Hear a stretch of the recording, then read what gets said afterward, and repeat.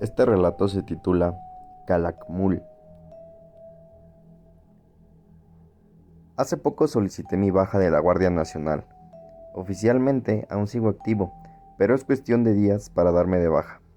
Lo más seguro es que cuando mi testimonio sea puesto en línea, yo ya sea un civil solamente. Antes de ser un elemento de la Guardia Nacional, era parte de la Policía Federal de México desde el año 2011. Entonces se podría decir que estuve poco más de 10 años en servicio. Estoy consciente que la Policía Federal siempre tuvo muy mala fama, pero créanme cuando les digo que a todas las cosas que hacían no era cuestión de nosotros, los activos, sino que más bien todo se trataba de acuerdos corruptos que hacían los altos cargos y a nosotros solo nos quedaba seguir órdenes. El motivo por el cual decidí dejar la Guardia Nacional es que hace no mucho, a principios de este año, durante una operación en las profundidades del bosque tropical de Calakmul, encontramos algo que no debería existir y me hizo cuestionar toda mi realidad y también mis creencias. Me imagino que mucha gente lo sabe, pero para los que no, Calakmul fue una importante ciudad antigua ubicada en el actual estado de Campeche. Sus ruinas están rodeadas por más de 7.000 kilómetros cuadrados de bosque. Literalmente, ahí dentro se podría esconder una ciudad y sería casi imposible encontrarla. Se sabe que Calakmul fue habitado por primera vez hace por lo menos 4.000 años. Sus primeros habitantes ni siquiera fueron los mayas. De hecho, esos primeros habitantes vivieron ahí más de 200 años antes de que la cultura maya naciera como tal. Explicar fechas es muy complicado. Solo soy un aficionado del tema, no un experto. Se sabe muy poco, por no decir que no se sabe nada, de la gente que habitó el lugar antes de los mayas. De hecho, los registros precisos se pierden luego de retroceder más de 1500 años. Lo que significa que hay prácticamente 2500 años de historia que no se conocen con precisión, llegando a tal punto que se desconoce de dónde llegaron los habitantes originales y tampoco se sabe por qué eligieron ese lugar para vivir.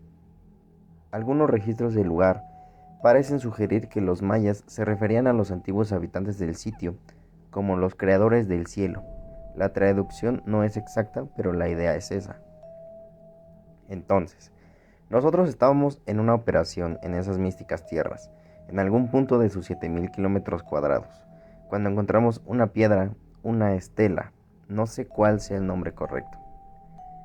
Eso medía 2 metros de alto y 1 metro de ancho. Tenía grabados en ambas caras, por supuesto que ninguno de nosotros sabía interpretar nada de lo que ahí decía, pero los dibujos sí eran entendibles. En un lado de la piedra estaba dibujada una figura femenina, que, por la manera en la que estaba representada, parecía ser una Wai, que sería algo así como el equivalente a lo que entendemos como bruja. La figura femenina estaba rodeada por grabados incomprensibles. Del otro lado de la piedra estaba plasmado un árbol, igualmente, rodeado de símbolos. La piedra como tal no tenía nada extraño, pero lo que llamaba la atención era que estaba ahí, sola, en medio de la nada. Cerca no había pirámides ni ningún otro tipo de construcción. Nosotros continuamos con lo nuestro y dejamos esa piedra atrás. Antes de alejarnos, el oficial preguntó la hora. Ese era un ejercicio para que volteáramos a ver al sol. Así despejábamos nuestra mente, al menos por un segundo. Avanzamos más de 5 kilómetros y de pronto nos volvimos a encontrar con esa piedra. Era muy poco probable que todos hubiéramos cometido el descuido de no prestar atención para evitar dar una vuelta en círculo. Nos detuvimos a tomar agua, revisamos nuestras herramientas de navegación y funcionaban bien. Acordamos que simplemente había sido un error. Como medida de precaución decidimos tomar medidas rudimentarias pero seguras. No queríamos que llegara la noche sin nosotros llegar a nuestro punto de extracción. Con ramas y piedras colocamos unas flechas cerca de la estela de piedra en el suelo, señalando la dirección en la que íbamos a avanzar, porque tal vez lo que había ocurrido es que esa era otra estela diferente. Entonces, para evitar confundirnos si en realidad había más de esas cosas, si llegábamos a otra y no encontrábamos las flechas en el suelo, sabríamos que no estábamos dando vueltas en círculos. También optamos por cada 10 minutos dejar una marca en los árboles de nuestro alrededor. Después de caminar por hora y media volvimos a llegar a la estela de piedra. era la misma, porque estaba la flecha que habíamos hecho con ramas y piedras. Intentamos comunicarnos por radio, pero no funcionaba. Estaba sucediendo algo que escapaba de nuestro control y ya empezábamos a ponernos nerviosos. Tal vez una perturbación en el terreno nos estaba haciendo dar vueltas sin que nosotros nos diéramos cuenta. Si bien parecía ser una posible explicación, los aparatos de navegación nos indicaban que estábamos yendo en línea recta. Acordamos que no podíamos confiar en la tecnología, entonces optamos por tomar otra medida rudimentaria. Uno de los elementos subiría hasta la cima de un árbol, mientras que el resto avanzaría por tierra cantando y gritando. El elemento se aseguraría que sí estuviéramos yendo en línea recta. Cuando nos escuchara lo suficientemente lejos, bajaría del árbol y correría a alcanzarnos. Luego subiría otro y haríamos lo mismo, así no habría forma de dar la vuelta. La idea sonaba fantástica, pero hubo un problema. Se le indicó a uno de los elementos que subiera hasta la cima de un árbol. Nosotros nos quedamos quietos esperando a que nos dijera que ya estaba en posición, pero eso jamás ocurrió. Luego de un minuto empezamos a gritarle, pero no nos respondía. Lo peor era que desde abajo no se alcanzaba a ver la cima del árbol porque la flora era sumamente densa y hay zonas en las que muy apenas entra el sol. Debido a eso, las cimas de los árboles más grandes quedan fuera del alcance de visión. Las miras de las armas no podían ayudarnos porque no se trataba de la distancia, sino de las ramas y hojas que obstruían la visión. Pasaron los minutos, el elemento no cayó ni bajó, y tampoco emitió ningún ruido. Fue como si hubiera desaparecido al llegar a la cima, o como si algo se lo hubiera llevado. Pasamos tanto tiempo mirando hacia arriba, que de pronto notamos algo bastante inusual. En las ramas de muy arriba había objetos colgados. A simple vista no alcanzamos a notar de qué se trataba, pero utilizando las miras de las armas pudimos observar mejor esos objetos. Había garras, colmillos, dientes, cabello, huesos, inclusive había dedos. Se decidió que otro elemento subiera a revisar qué había pasado, pero no saldría del campo de visión, es decir, que no atravesaría la densa vegetación, llegaría solo hasta la altura en la que se encontraban los objetos colgando. Cuando llegó, le gritó al primer elemento que había subido, pero tampoco hubo respuesta. En la altura a la que estaba, el diámetro del tronco del árbol no era tan grueso, entonces se sujetó con fuerza con solo uno de sus brazos y con el otro movió las hojas para intentar ver la parte superior del árbol. En cuanto lo hizo, algo sucedió y cayó desde lo alto. Yo tuve que moverme para que no me aplastara. La altura de la que cayó era superior a los 30 metros. Cayó muy mal, el uniforme no nos dejaba ver sus heridas, pero por la forma en la que quedó acomodado, sabíamos que debía tener fracturado el 60% de sus huesos, sobre todo el área de la columna y la pelvis. El casco le protegió la cabeza para no morir al instante del impacto, pero eso no evitó que quedara herido de muerte. Se notaba desesperado por decir algo. El oficial se acercó a él. Escuchó lo que el elemento tenía que decir y luego el elemento murió. El oficial parecía consternado. No quería decirnos lo que había escuchado del elemento, pero sabía que tenía que hacerlo. Nos dijo que las últimas palabras de nuestro compañero habían sido: "Afuera ya es de noche". El suboficial se alejó un poco del grupo. Estaba tratando de tener visibilidad medianamente buena hacia el cielo, y entonces nos preguntó qué hora era. Cuando llegamos con él y miramos el cielo, nos dimos cuenta de que el sol no se estaba moviendo. Estaba en la misma posición de cuando lo habíamos visto la primera vez que nos encontramos con la estela de piedra. Ese hecho irracional, sumado a las últimas palabras del elemento muerto, nos hizo pensar que, de alguna forma, habíamos quedado atrapados en un terreno raro. Ciertamente no alcanzábamos a comprender bien en qué estábamos metidos. Le preguntamos al oficial cuál era el objetivo del operativo, porque hasta ese punto no nos habían dicho nada.